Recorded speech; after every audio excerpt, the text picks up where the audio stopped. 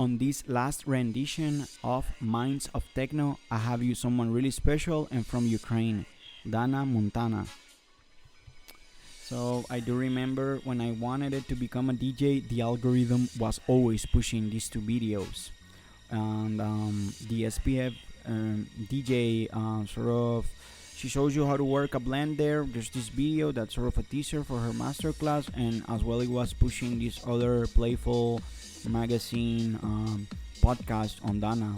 So I saw the two videos as I tell you, and I do remember watching that video of Dana Montana, sort of seeing like a DJ that came from Ukraine and then was based in Belgium, someone that has seen all and done everything up until that point in the scene. So I really found sort of her knowledge to be valuable. I remember she said that to be open-minded, to not over-educate yourself on shit, and as well she said like that you need to work your library, that you need to get your players, do your mixtapes, and get yourself out there. And that was everything I needed it to listen, really, to validate me in that moment that I didn't really knew how to start. When you want to start as a DJ, you know, or you're starting from zero, you don't know what the hell, man. So that was a really way of just putting things into order. And then I learned how to DJ with the SPF DJ video, how to work the blend, and the next everything is history. So I will always be thankful for her for explaining things so easily. That's what I want to talk about, her mind in techno. When I listened to that interview, something appeared to me familiar, and I already listened to Dana Montana sets. I didn't know she was the girl that paint her face blue and do the horror sets as well. I remember that just popping them out randomly always on YouTube and listening to them. Since I'm a disco cat, you know, she's a disco DJ. I thought that she was like a pure disco DJ and everything, but taking a look into her history and her evolution, she started actually, you know, she was a kid in Ukraine, a lonely kid, you know, nobody that wants to be somebody. You're there, you live your life, and all of a sudden goes to a big city like Antwerp, you know, the DJs that have come out from there and everything.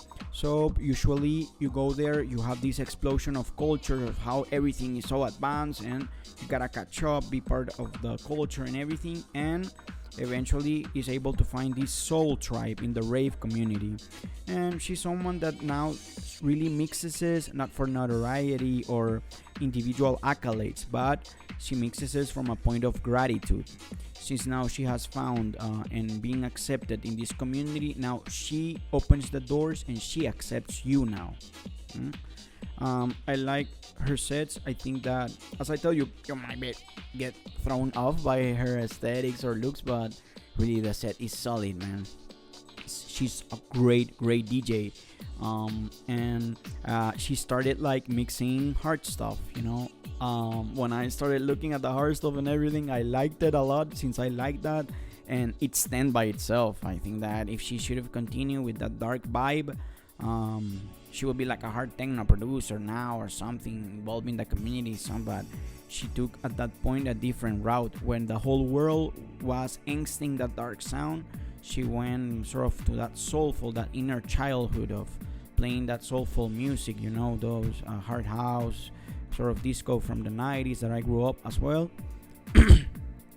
So staying true to who she is, since she continued playing disco and everything, is really difficult at times, you know. Nowadays they're playing a lot of genres, everything is fast paced, everything is aggressively rhythmic everywhere. So even in the bookings, they can book you too much to open as a disco DJ or something like that, or a dance DJ. So you see her sound evolve as well in 2024 and 23, and how it now she has been able to sort of put these tribal sounds with this disco sound. And I'm not gonna try to describe her style nowadays, but it's this hard groove, hard dance, disco rooted as well, vibe that is unique of her own, man.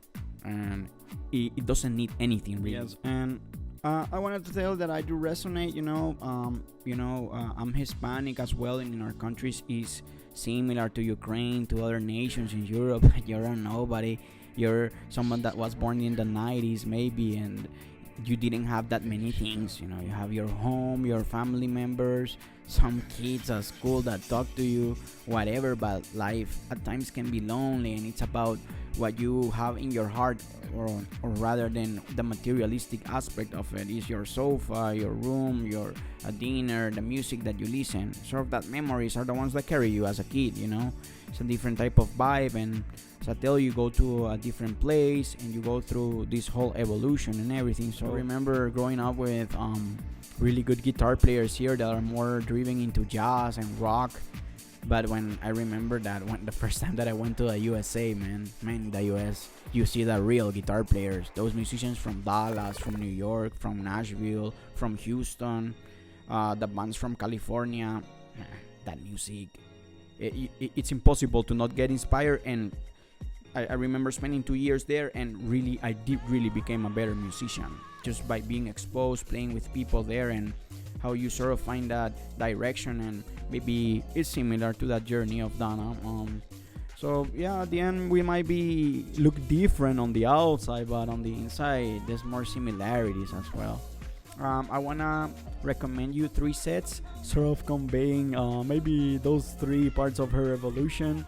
The first one that I'm gonna recommend you, this one is with Matty Drum. I think that this was at Boiler Room. It was a B2B that they did, and yeah, man, amazing, really cool. I think that stands out. I listened it to the other day, and I felt like, man, this set somebody can play it right now, and it will fit perfectly. As well, I will leave you just my personal favorite is this one at September 27th at Hort. It's actually a good one set.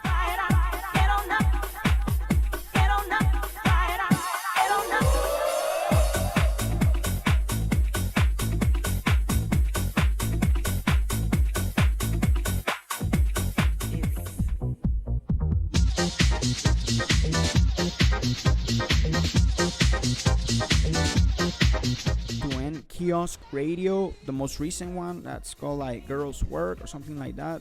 That's a really good set. I'll say I didn't expect that set to be that way when I listened it the first time. It has so many like disco vibes, some African vibes, a lot of stuff that it's sort of running away from that stuff that's being played. I'll leave you with that. And yes, for this last episode of Minds of Techno, Dana Montana.